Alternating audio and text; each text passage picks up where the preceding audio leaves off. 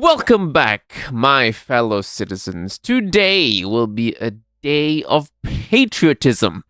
Well, every day is a day of patriotism here in our great confederation, but even more so today. In our time of need, our diligent engineers and designers worked tirelessly to meet the needs of our great armed forces that defend us from the barbarity of the lesser houses. In 2953, the Merricks, ever greedy in their lust for material wealth, thought they could conquer Carver 5 from us to deprive us of our heavy mech manufacturing capability. They were wrong. For 3 years, the brave men and women of the CCAF fought off these greedy invaders. Inch by inch, our soldiers fought relentlessly to save the citizens of liberty from greedy corporate oppression, and they succeeded. Off with the invaders! But, ever envious, the Merricks decided that if they can't have these factories, then no one will. And so, before retreating, like the cowards they are, they destroyed the factories, razed to the ground, nothing but ash. This act of cowardice damned us. Those factories were the few remaining in the Confederation capable of producing mechs larger than mediums. Day after day, week after week, month after month, the numbers of mechs heavier than 55 tons became scarcer in the CCAF. Were it not for the humble yet heroic Vindicator, we may have ceased to exist. The Cataphract was an ancient type of heavy cavalry that originated somewhere in the east, Persia, if Wikipedia is to be believed. The name came from the Greek word kataphractos, or fully armored, if Wikipedia is to be believed. An apt name. The horsemen ride into battle clad from head to toe in metal. Even the horses they rode wore such things. The cataphracts were so effective in breaking through the enemy lines that even the Romans took inspiration. In many ways, the cataphract was the predecessors of the medieval knight, if Wikipedia is to be believed. Now, the cataphract battle mech is similar to its ancient namesake in many ways. A heavily armored frontline warrior created by lesser people that better people stole and made it their own. Thieves, cheats, foxes, all of them. Anyway, following the sacking of Liberty, let's call it what it is, a sacking. They didn't take it, they destroyed. The CCAF essentially had no way to reinforce heavy and assault battle mech formations because one of the primary factories that produced mechs of such sizes was, well, gone. But fear not, citizens, we are Capellans. We are crafty, we are resourceful, and most importantly, we are intelligent. We faced this challenge and said, fuck you! Here's 2 new battle mechs. The first in centuries. Yes, even in the weakened state, we can and will overcome. We will only focus on the cataphract, of course, like the Raven will be another time. Now, the cataphract is what the automotive industry would call a parts bin special. It's a mech created using parts already available that mesh together into a functional unit. We may have lost the big factories, but we still have a lot of factories. Factories that were already producing parts for mechs of all sizes. So, why not take a few and just put them together? Some may call this a Frankenmech. I call it having a brainwave and creating genius. By combining the torso, legs, and left arm of a Marauder, internal parts from the Phoenix Hawk, and the left arm of a Shadow Hawk, the Cataphract was born.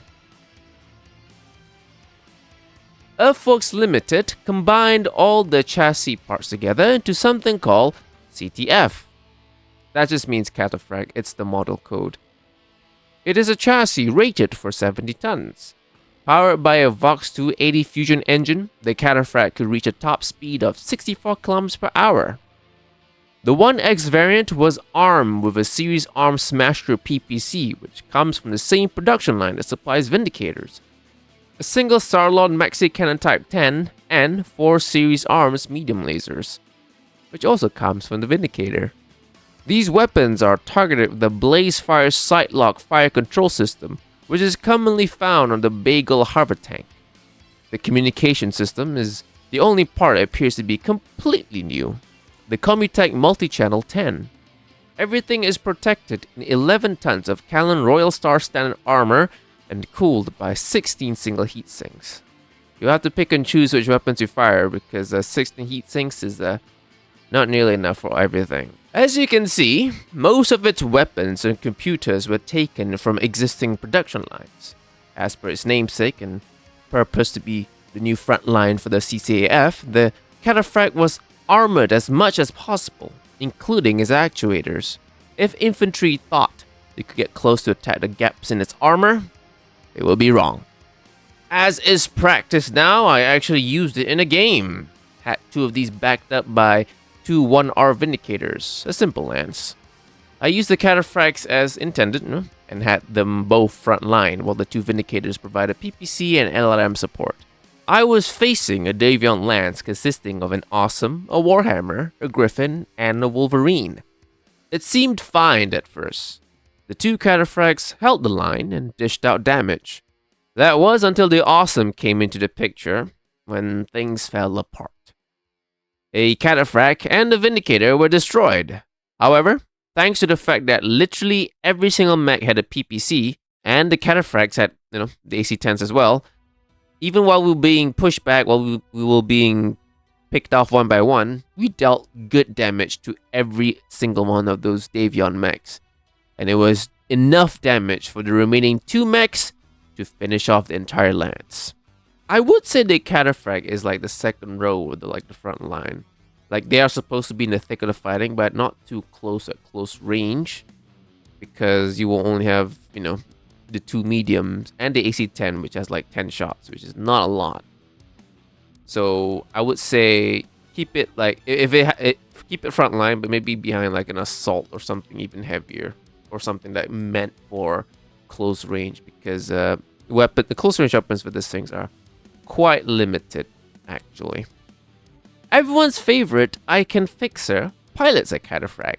In fact, it was her favorite mech. After her MechWarrior career, Romano Lau kept it around and used it for parades and executions. She either shoots people with the PPC or just, stomps them. After her death, Sun Tzu had it stored away. Now, apparently, the mech is in the hands of the Thuggee cult. Probably should have started with this one. The OX variant is the prototype. It looks very different from the production version, but in some ways more advanced than the 1X.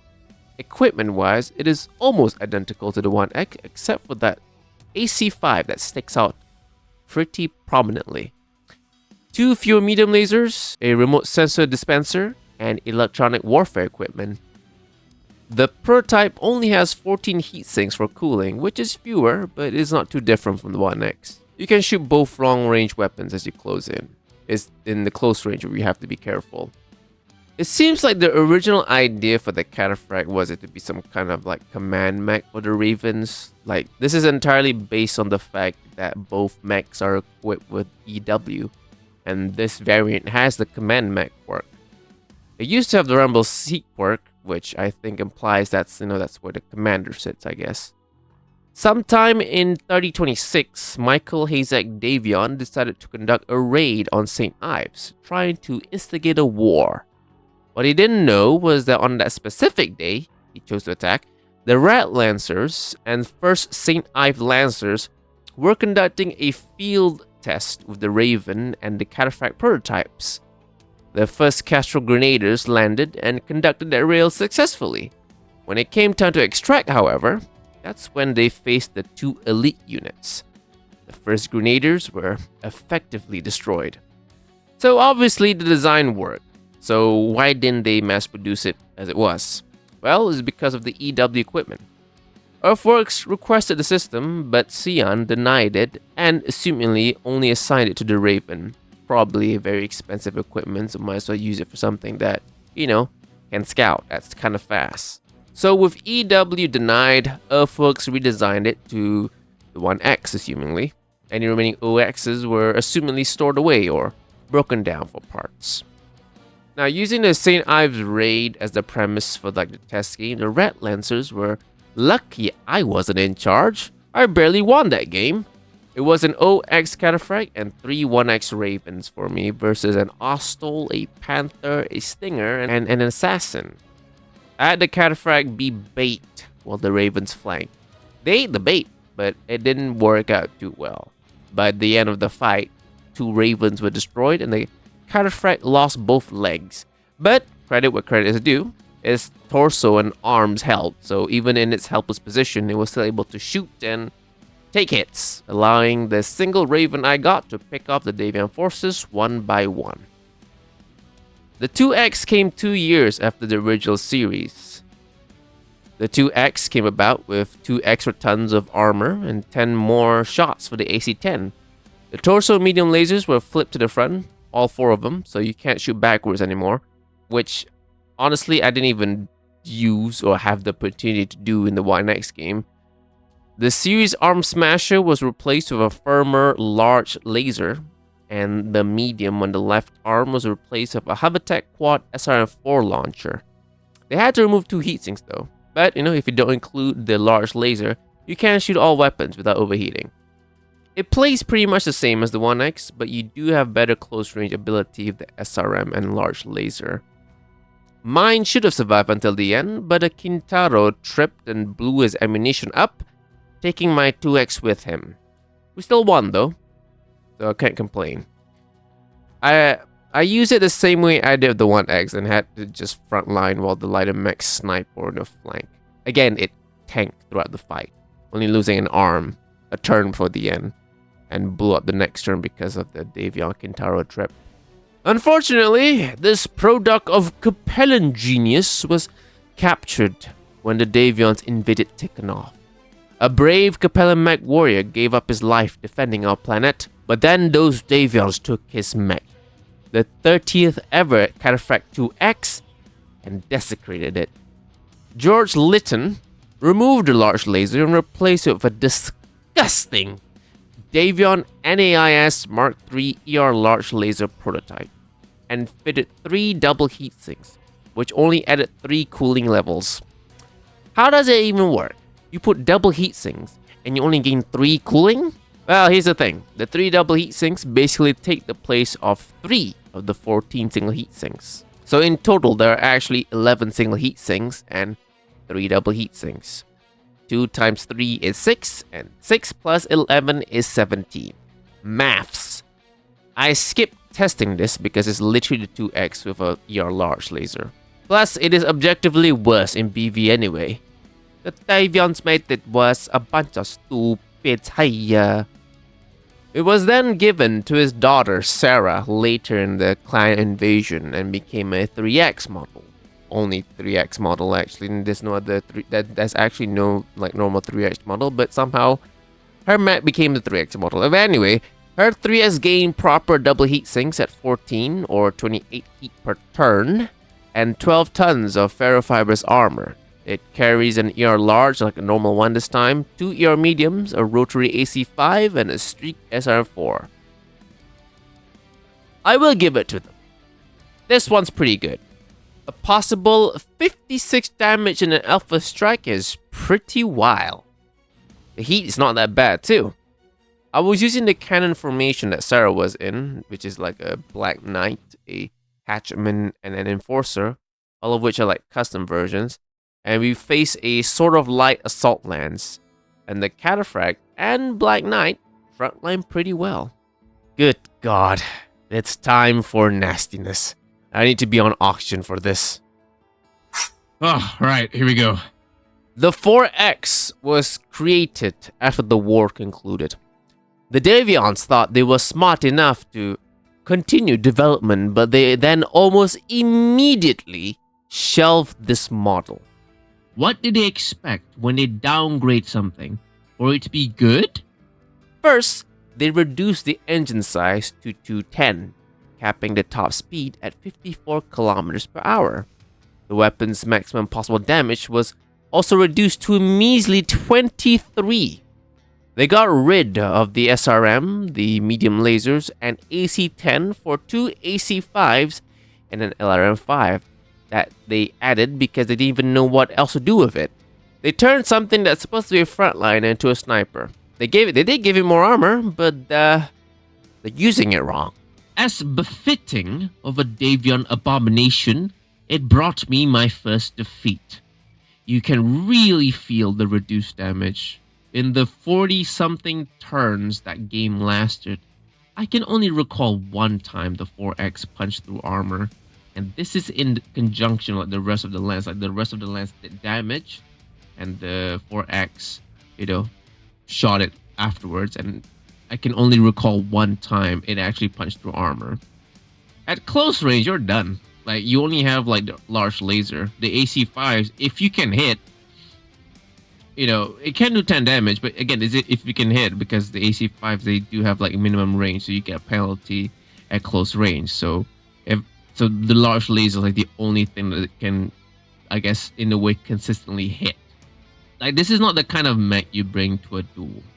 All right, but there's one silver lining though. Like, if you find a good spot to camp on, you can Alpha Strike turn after turn.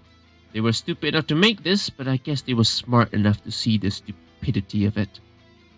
Not content with butchering it into the 4X, they then made the 3D when the clans arrived. Not only does it not beat the 2X in BV, but it now also costs 13 million. How stupid can one be? They gave it a GM XL280 engine, right? They saw the error of their ways and brought back the 64 kilometers per hour us Capellans originally set. Turns out mobility is kinda important. So they also gave it 4 Hiltco Model 12 jump jets. The armor tonnage and heatsink count are the same as the 1X because the 1X is genius. The weapons are also basically the same as the 1X, except for the General Motors Nova 5 Ultra AC5 instead of the PPC, and a Midron XL LB10X, replacing the AC10. I had a very intense fight with a mech and a Battle Armor Star. On my side, we had a mech lance, a tank lance, and like 4 infantry platoons. It looked very grim towards the middle because I lost 2 mechs, an AC2 carrier, and a platoon. The cataphract was one of the casualties. But it was still alive though. The LBX-10 was very useful against the Battle Armor. Like when the Battle Armor was still hooked up to the clan mechs, you shooting the shotgun mode, you actually do damage to both Battle Armor and the mech itself. So that's a pretty good 2 birds in 1 stone situation there. Like, I want to tell you to play this as a frontliner, but because of Battle Armor, I mean, if you are facing Battle Armor, I guess that might be the best idea. Maybe use it as like support and go frontlining when there's a hole or when the Battle Armors are gone. You can Alpha Strike without having to worry about heat though, so that's a good thing. Later in 3071, there's a drone version of this cataphract that we Capellans made for the Broken, an artificial intelligence. It's literally the same thing, with a drone cockpit, no jump jets, and an ER small in the left arm. Oh, God, I can finally take this off. Breathe in that good Capellan air. The Davians thought that taking Tikhonov would be it for us, but they were wrong.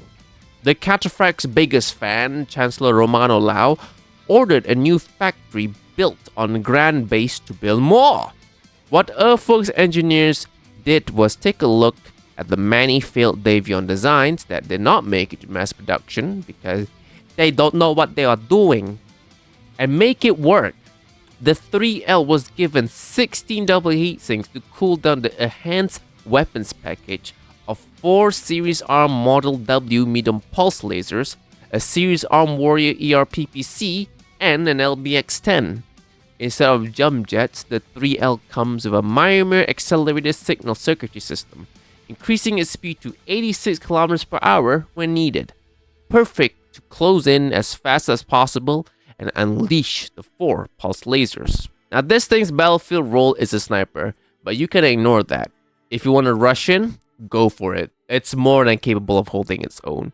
My 3L held like the entire lance I was facing while 2 of my Vindicators and the Wolverine sniped them. Every single pilot ejected. So on top of being good, right? It's also humane. We shall return to the 3 series later in 3068, which is the year after this one. For now, let's go back to the 4 series.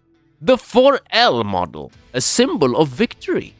After Teknov was rightfully brought back into the Confederation, Chancellor Sun Tzu Lao ordered the cessation of that nasty 3D Davion model.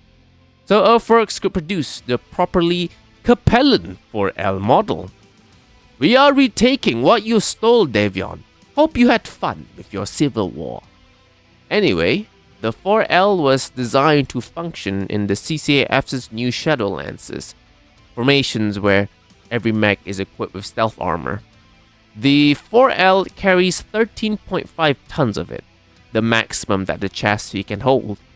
Unlike the 3 series model, the 4L reverts to a normal 280 fusion engine with no movement enhancements like jump jets or mask. Weight savings comes from its new Endo-Steel chassis. With it, the mech supports an ERPPC, a Gauss rifle in a case compartment, 2 ER mediums, and the required Guardian ECM. Cooling everything down is 13 double heatsinks. Now, this is how you create a cataphract, right? It's cheaper, it does more damage, and is objectively better. BV-wise, proper augmented Shadowlands game. I made full use of the stealth armor and had the 4L stay back and snipe. I use it the same way I played the 4X, right? I just placed it on top of like a hill and just shot both PPC and Gauss. If you want to use this as a close range fighter, like the Gauss will be your close in weapon because you can't shoot the PPC while moving in stealth.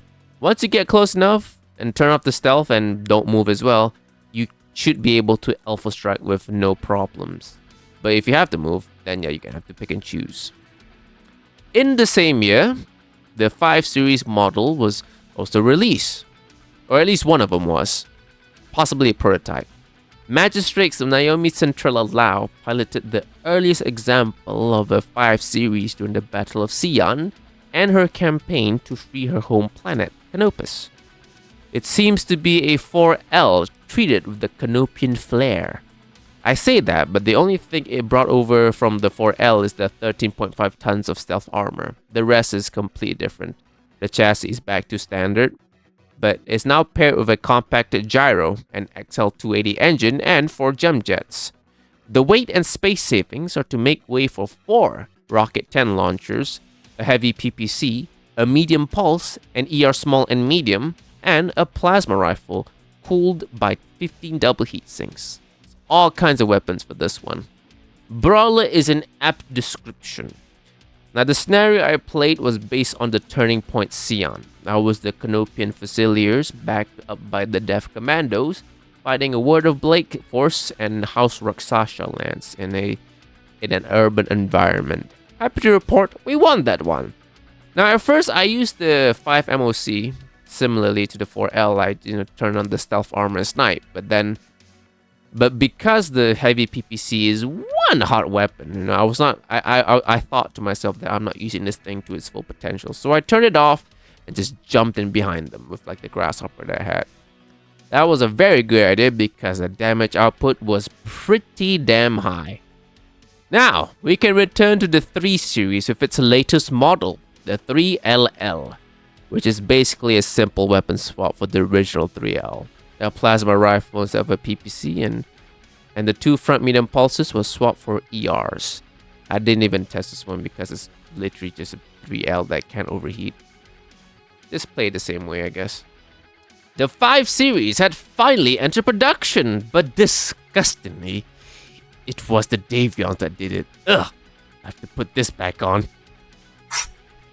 The 5D is the Federated Sun's attempt at making something akin to the 4L, Again, this Davion bootleg is more expensive and has less battle value. They never learn. These Davions are that stupid. Here is how the bootleg is built. Standard chassis, light engine, small cockpit, 14 double heat sinks, 6 improved jump jets, 12 tons of stealth armor. For weapons, it only carries 2 ER mediums, a light AC-5, and a plasma rifle. 25 possible maximum damage. That's only 2 more than the 4X. So you are paying 14 million C-bills for horrible ergonomics, less armor, and low damage output. And here I thought we were the heartless people that sent our MechWarriors in tin cans. I didn't even bother to use a stealth armor for this one. I turned that off so I could just do as much damage as I could. To its credit, I can't believe I'm giving it credit, it did well on the front line.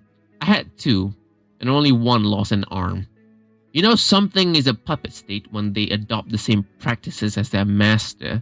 The Republic of the Sphere, as we all know, was a Davion ploy to steal Capellan worlds.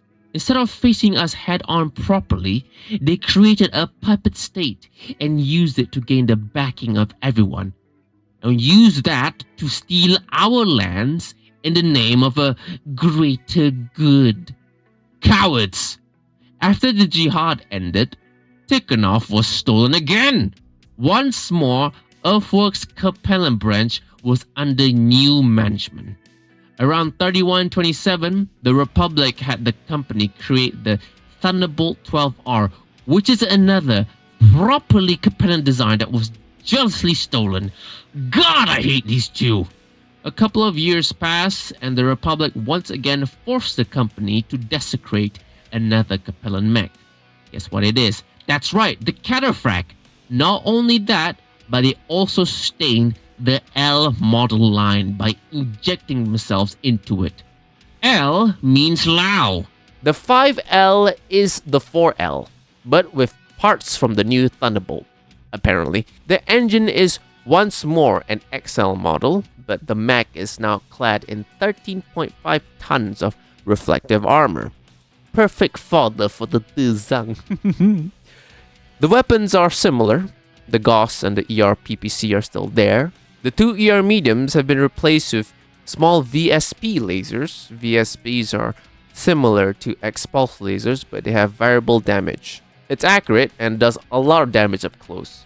5 damage is like the same as a normal medium, but the damage reduces as like at further ranges. So, at close range it does 5, medium range it does like 3 and maybe 4, and the long range it does 3. It scales up based on the size. So like a large VSP does like 15 or something, I forget, but the middle is like 7 and then 9 and 7 or something like that. But anyway, speaking of medium lasers, they have 2 normal medium lasers in the rear. 12 double heat sinks cool all this down. There's also the alternate 5LL, which removes the VSPs and 2 double heat sinks for 2 mediums and 4 jump jets. Out of these 2, I think the 5L edges the LL just a bit. The LL does have more BV, but I think the 5L is just better. The LL can jump, yeah, but if you do that, you can only use the plasma rifle and the mediums without overheating. With the 5L, you can fire both primaries after moving. Plus, the VSPs, right? You get a targeting bonus. So yes, maybe you are as mobile, but you have a high chance of hitting per turn, which, when you add up throughout the game time, it could potentially do more damage. How you play like these two depends on what you're facing, I would say. Like if you know you're facing only energy weapons, like I would say just go all in, just rush in. Don't get too close though. So you can, use the the Gauss rifle, and also you don't get melee because reflective armor is weak against melee or something. Captain Aloysius Big L Quick Click, I don't know how to say that, was the main test pilot for the Republic's 5 series. He's been Earthworks' main test pilot for at least 25 years. Big L was formerly a MechWarrior in the Republic military before jumping over to Earthwerks. The guy hasn't done anything special in particular, but ever since he took over as the lead test pilot, no other test pilot has died under his watch. A good man, described as firm yet fatherly. As you can surely recall from earlier parts, the cataphract was made to fill in the hole left in the wake of the destruction of the Carver 5 facility. The Confederation was running dangerously low on heavy battle mechs to stand and hold the front lines. They were still able to produce heavy battle mechs on Tikhonov, arguably the most important factory in the entire nation. The local Earthworks branch there had been continuously producing Thunderbolts since 2491. But Thunderbolts alone were not enough to fill the front. The CCAF needed something designed from the ground up as a frontliner so they can do all the tanking while the Vindicators jump around, snipe. The Thunderbolt can theoretically play that role. However, its poor cooling capacity would render it very vulnerable in a close range fight.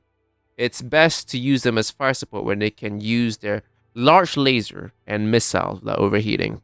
At the request of the government for a new battle mech to quickly fill the front, Earthworks took on the challenge of designing an entirely new mech, something that had not been done in centuries.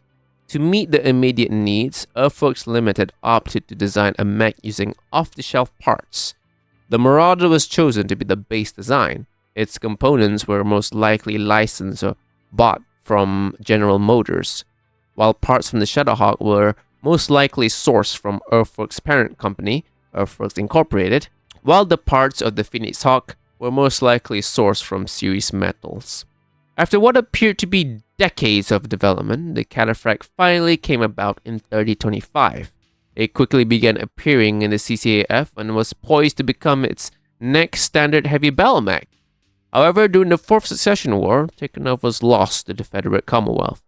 Not only did this deprive the Confederation of the cataphract, but also the important Earthworks limited manufacturing facilities, taking away Thunderbolt production too. Worse still, the Davions began using the cataphract on themselves. What was supposed to be the new face of the CCAF became the tools that the invaders used to conquer Capellan worlds. It was cruel irony. After the war had ended, the Federate Commonwealth continued production and use of the mech, deploying them mostly to units garrisoned at Capella March as a provocation to Romano Lao, but they were also later used to face the clans. Eventually, Chancellor Romano Lao ordered the creation of a new Earthworks factory at Grand Base to replace what was lost on Tikhonov. After construction was complete, the Grand Base factory began producing new cataphracts, which would later account for 25% of the CCAF's entire heavy battle mech force. The mech was finally able to do what it was meant to do during Operation Guerrero and lead the charge to liberate Capellan worlds. The cataphract's use may have been curtailed later in the Xingsheng movement, but the invention of stealth armor gave the heavy battle mech a second life, operating with the CCAF's new Shadow Lances. And that's the cataphract, my fellow citizens. I never really, I guess, cared much about it, but then I used it in MechWarrior 5, and I thought, you know what? This thing's pretty good. So let's start using it. I did start using it, and I have, and it's okay. It's decent. I enjoy it. It's pretty. It's a decent, solid mech, I would say, right? At least some versions. It's generally, even across all the different variants, it is a tanky mech, so that's good. But weapons, you're gonna have to pick and choose like the correct ones, because again, one of them literally does 23 damage, which is like so low, incredibly low. Freaking, that's what. No, never mind. I was gonna say that PPC does that damage in one shot, but no, it doesn't do that. But yeah, Cataphract, I guess the supposed to be the face of the CCAF, but that didn't happen because the Fourth Session War happened. Do I still have the helmet on? I think. Oh, I still have my helmet on. I forgot to take it off. But anyway, that's that. That's it for this week, pilots. Thanks for joining. If you like what you saw, would you like to see more Mac overviews, mostly Mac overviews, then consider subbing. Click the sub button to join the Jupiter fleet and get more. Get more, a Mac for yourself. Get a Mac for yourself so you can fight the Earthnoids. Right? They keep harassing us. I don't like them. None of us like them. Or if you're not willing to join the fleet, or you're already part of the fleet, maybe you can just click the like button so that will push this out to other people so that they can join the fleet as well. Yes. Personal graveyard on my Discord. You can join that too. See me post memes all the time. That's what I usually do there. I yoink memes and post it there. It's funny. Maybe one day we'll get people who are actually talkative, and that place will become a lot more livelier than it is. I also stream my my pilot training session over here or on Twitch. Over on Twitch, you can play sounds to annoy me or something. I don't know. Speaking of games, MechWarrior 5. You can get it through my creator store. Buy it there. Well, not only do you get the games or the two DLCs that you could also buy there, you will also support me and the fleet so we can fight the Earthnoids better. Yes. Glory to the Jupiter colony. Take care, keep up the good fight, fight those Earthnoids, and remember, my fellow Jovians and Capellans, do not die.